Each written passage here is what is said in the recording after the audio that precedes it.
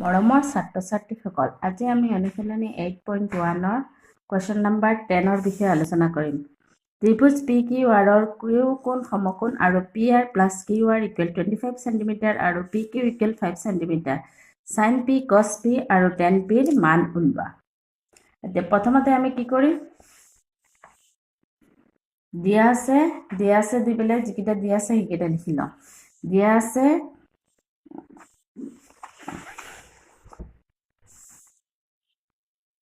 আছে কিউ কোণ সমকোণ, কিউ ইকুৱেল 90 ডিগ্ৰী, P R plus Q R equal 25 centimetre আৰু পি কিউ ইকুৱেল 5 সেণ্টিমিটাৰ। এতিয়া আমি এটা পি আৰ কিউ এটা ত্ৰিভুজ আঁকি লওঁ, য'ত কিউ কোণ সমকোণ আৰু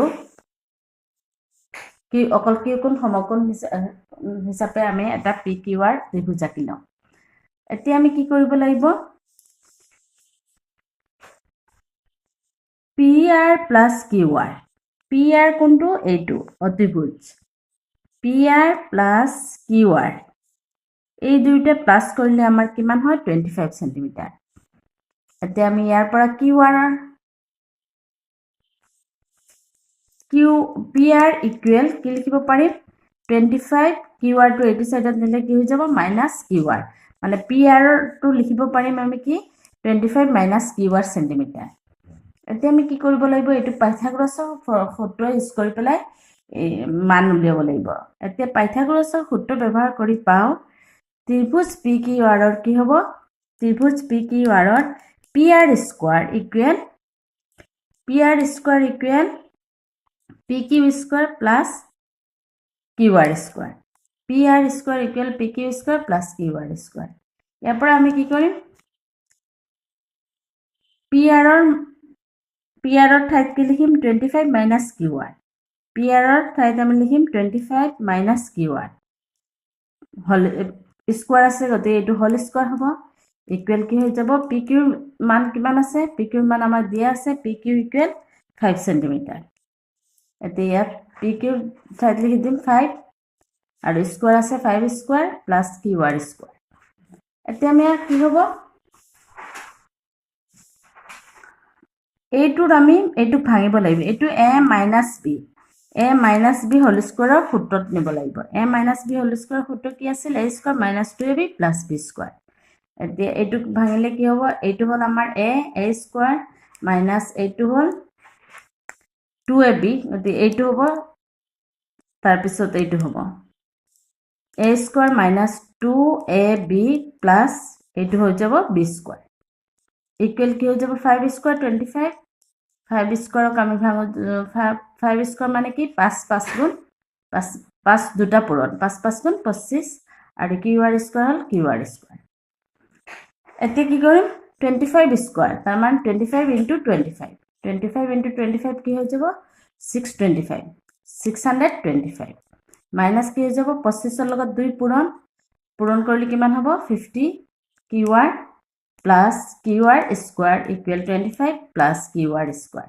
এতিয়া সমান চিনৰ এইটো হ'ল আমাৰ সমান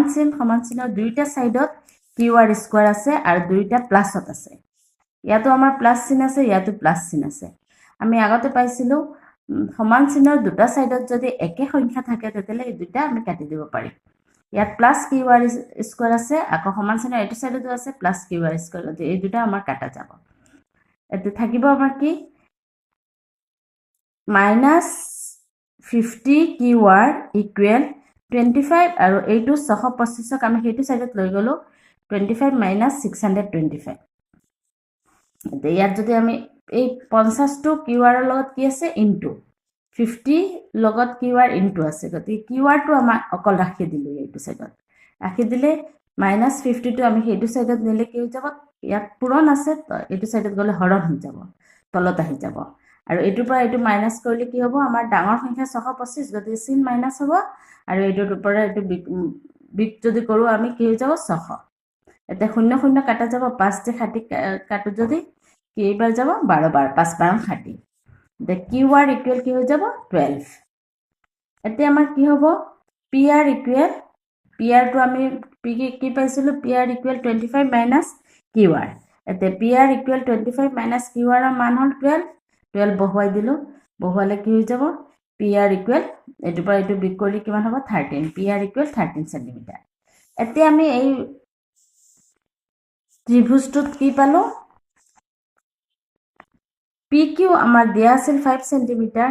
RQ কি হৈ গ'ল RQ ইয়াত উলিয়াই ললো আমি 12 সেন্টিমিটাৰ আৰু PR কিমান পালো 13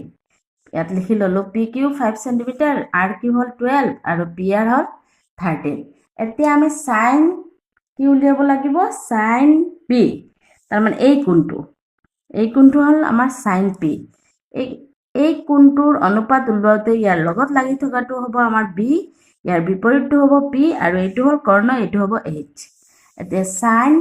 থিটাৰ ফৰ্মুলা কি আছিল sin theta